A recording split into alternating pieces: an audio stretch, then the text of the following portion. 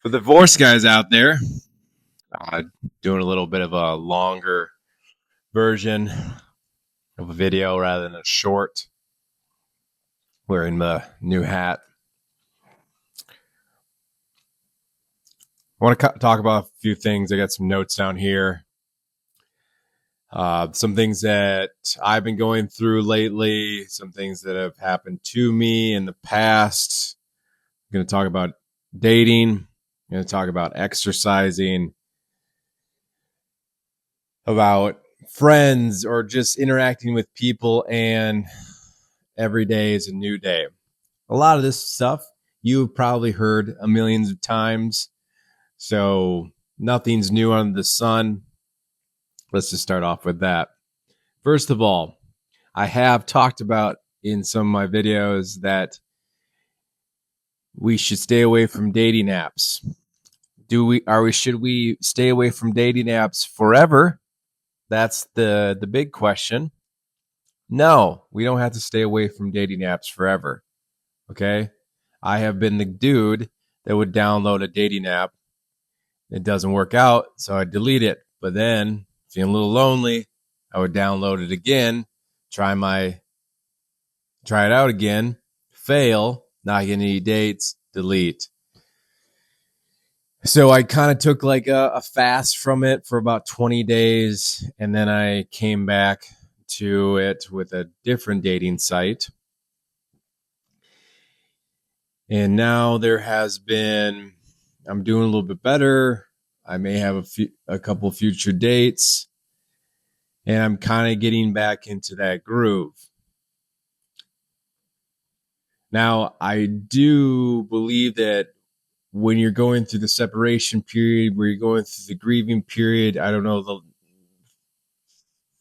know, the first couple of months, when you are going through that stage, there shouldn't be any dating.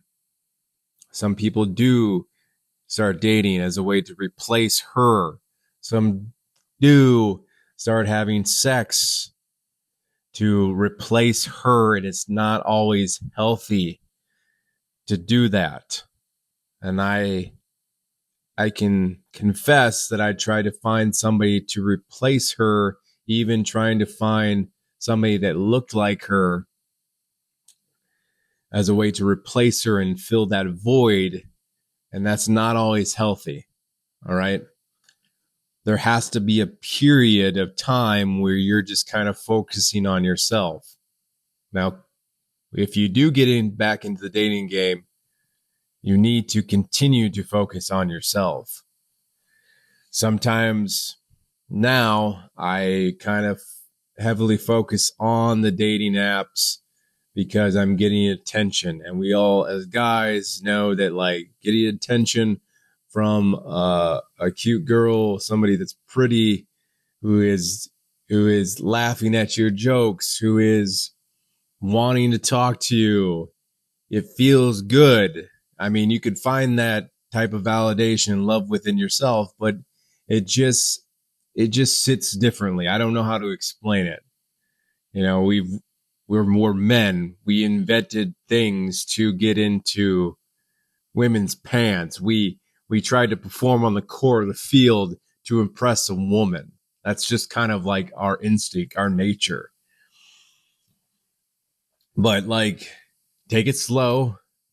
If there's a date opportunity, like my dad says, if there's an opportunity to have coffee with a girl, do it. So if there's an opportunity, which there is, I'm going to do it. But if it doesn't work out, hey, guess what? You're all right. It's okay to be single. It's okay to be single. If it doesn't work out, that's fine. I got to keep telling myself that.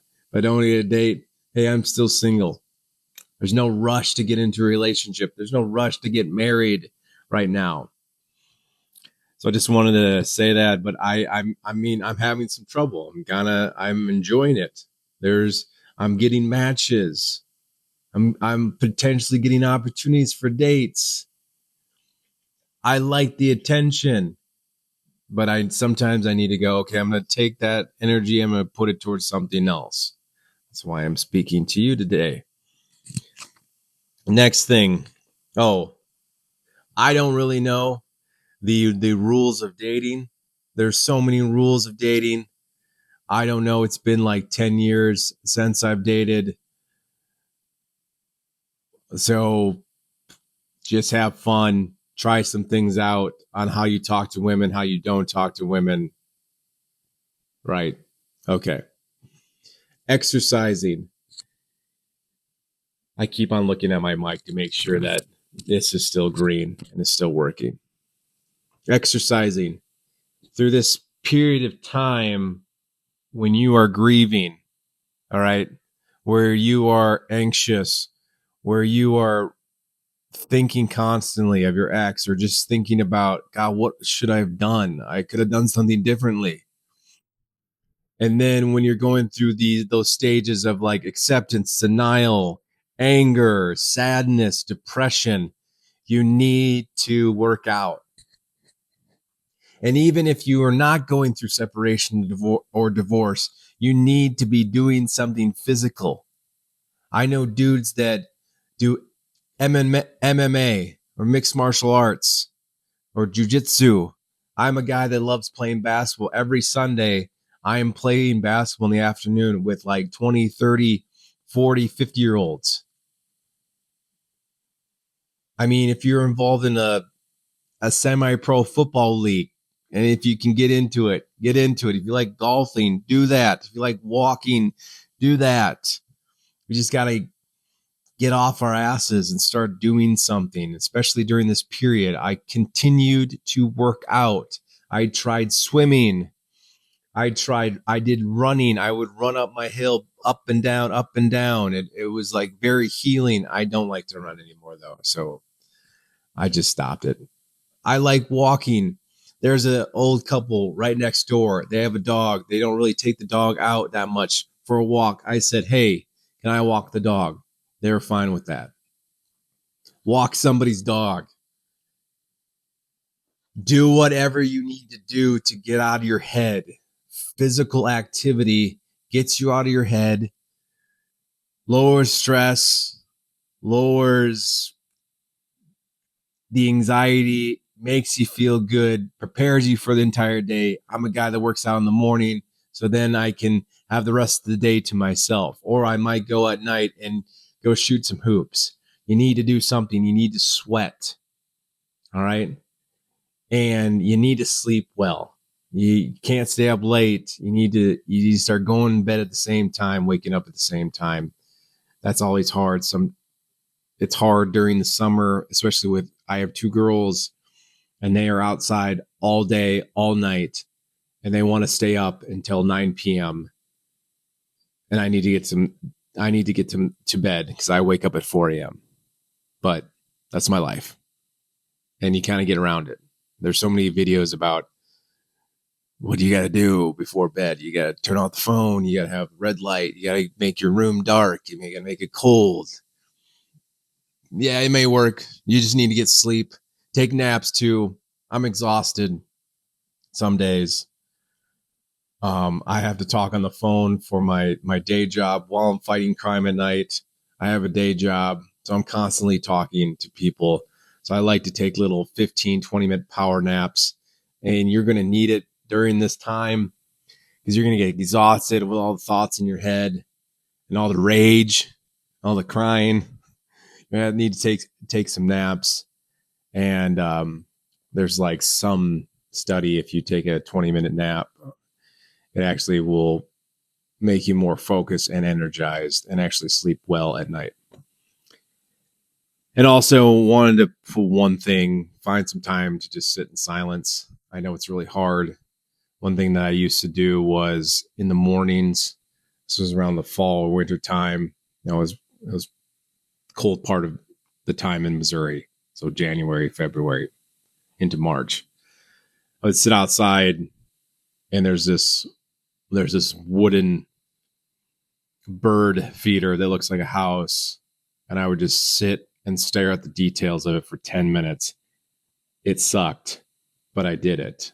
Do I do that often? No, but I will just sit with myself for 10, 15 minutes and just let my thoughts go wild because you need that silence. You need to get away from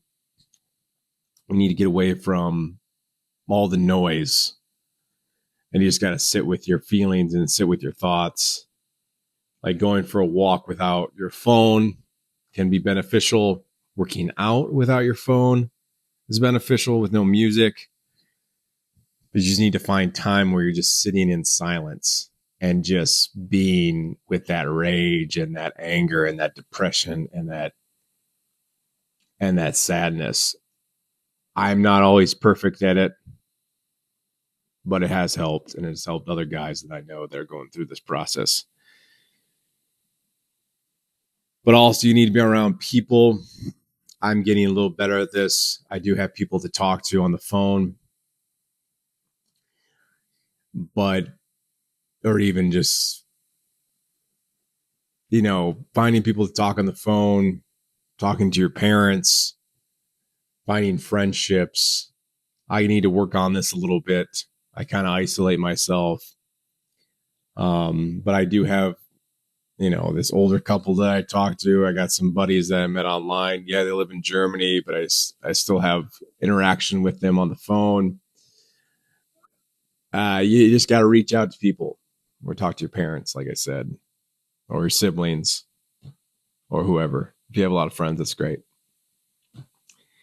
And one more thing after all this rambling that I've done. So we kind of talked about some of the usual things. These are usual things that have helped me through this process. And now where I'm at, I've gotten a lot better, and people have told me I've gotten a lot better. But obviously, I have some bad days, right? I have some bad days where I fall back into that old me, the old me that lusts over things. I'm just going to keep it at, you know what I'm talking about. You go back to those vices that are still controlling you. So you have those bad days, and then they're going to come and then they're going to go. And I like that when those bad days come, you know what I can do at night? I can fall asleep, and then I can wake up the next day and I can restart. I can rebuild again, because not every day is going to be perfect. During this rebuilding process, not every day is going to be perfect.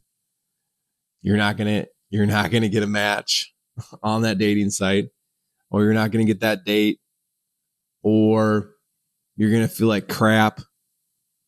You're going to eat that brownie or that cookie, or you're going to eat that full pizza, or you're just going to not want to work out, or you're just not going to want to go for a walk outside, or you're not going to want to be in silence. You're going to want to rock out to a bunch of rap music. Like, that has happened to me. Or you're going to get pissed off at your kids. That has happened to me. But you know what? I can restart the next day, because I know that, like, God's going to give me that ability to restart. And then if I have to restart another day and another day, another day, I'm just grateful that I have another day to do that. And so I'm grateful to share this stuff with you.